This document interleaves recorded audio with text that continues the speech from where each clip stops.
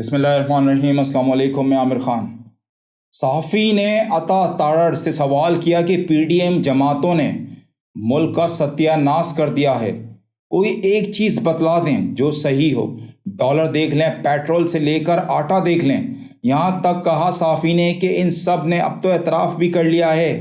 सहाफ़ी का जवाब देने के बजाय सहाफ़ी से तारड़ साहब लड़ पड़े। आए सहाफ़ी का इंटरव्यू कुछ झलक दिखाता हूँ आपको। ये बताइए, डॉलर आपसे कंट्रोल नहीं हुआ, इकानमी आपसे ठीक नहीं हुई, इस्लामाबाद जैसे छोटे से शहर को मुस्लिम लीग नून एडमिनिस्ट्रेट नहीं कर सकती, मुल्क के अंदर लॉ एंड ऑर्डर की सूरत हाल इस तरह है।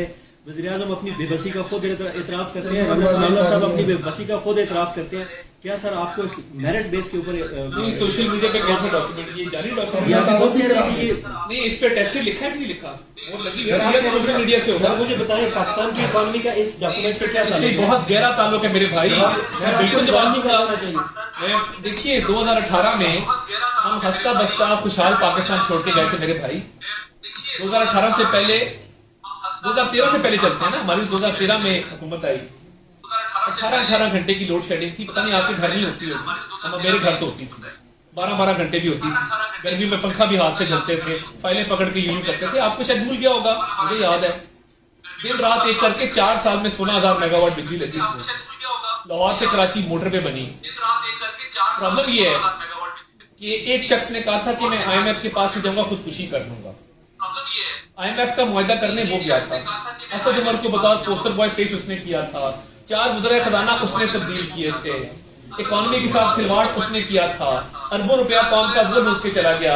फरागोगी जैसी नाहल औरत को पंजाब का जिम्मेदार बना दिया। बुजदार जैसा बंदा जिसने कभी जिंदगी में कोई बड़ा एडमिनिस्ट्रेटिव यूनिट नहीं बनाया था, उसको पंजाब का वजीर आला बना दिया। जो कहता था कि नेस्पाक की प्रेजेंटेशन में कहता था कि नेस्पाक और नेस्ले एक ही चीज है। अब मुझे आप बताएं ना, अगर तो उन 5 साल में मोटरवेज नहीं बनी, बिजली के मंसूबे नहीं लगे, स्कूल कॉलेज यूनिवर्सिटियां अस्पताल नहीं बने, मैं आपका देनदार हूँ, मैं आपका जुर्मदार हूँ। जो पेशावर में 10 साल की हुकूमत में दूध और शहद की नहरें बह रही हैं, मुझे थोड़ा सा दूध और शहद वहां से उधार ला दें। लेडी रीडिंग हॉस्पिटल में आज पेरिस से लोग आके अपना इलाज करवाते हैं, वहां पे हमले नहीं हो रहे। CTD डिपार्टमेंट अपना काम भरपूर कर रहा है। पंजाब में CTD की बुनियाद रखी। आज अमन कायम टॉक सुना ना, मेरा जवाब सुन लें, तसल्ली से सुन लें। उधर CTD डिपार्टमेंट को 10 साल गैर फाल रखा गया। आज गली गली में धमाके हो रहे हैं, गली गली में हमले हो रहे हैं। तो बात ये है कि मुल्क को संभाले हम। 2018 में हमें टेक्निकली नॉकआउट कर दिया जाए, वो तरक्की का सफर रुक जाए, और हमने इन 11 महीनों में इमरान खान साहब का गिराया हुआ मलबा आके उठाया है। सियासत अपनी दांव पे लगाई है, मगर उठाया है, उठाएंगे। मुल्क की खातिर अगर हमें सियासी कैपिटल अपना कुर्बान करना पड़ता है, करेंगे। पहले भी किया, आइंदा भी करेंगे। हर अच्छे मंसूबे में हमारी मोहर है। मुझे 2 बड़े मंसूबे बता दें जो इमरान खान साहब ने इस मुल्क में लगाए हैं। तब काली ऐनक पहन के दोपहर 2 बजे तर्जुमानों का इजलास करना किसी मसले का हल नहीं है। 12 बजे हेलीकॉप्टर बनीवाला से PM हाउस जाता था, 5 बजे वापस आ जाता था। वहां पे किस तरह का गैंग चलता रहा है, किस तरह पैसे बिटोरे गए हैं। इस मुल्क में कभी तारीख में नहीं हुआ कि चीनी पहले एक्सपोर्ट की गई, फिर किल्लत पैदा करके इसको इम्पोर्ट किया गया। इस मुल्क की तारीख में कभी नहीं हुआ कि गंदम पहले एक्सपोर्ट की गई, किल्लत पैदा करके फिर उसको महंगे दामों इम्पोर्ट किया गया। तो देखें, हम BRT 11 महीने में बनाए और आधी कीमत पे बनाए। वो BRT 2 साल में बनाए और तिगनी कीमत पे बनाए, तो जिम्मेदार कौन है?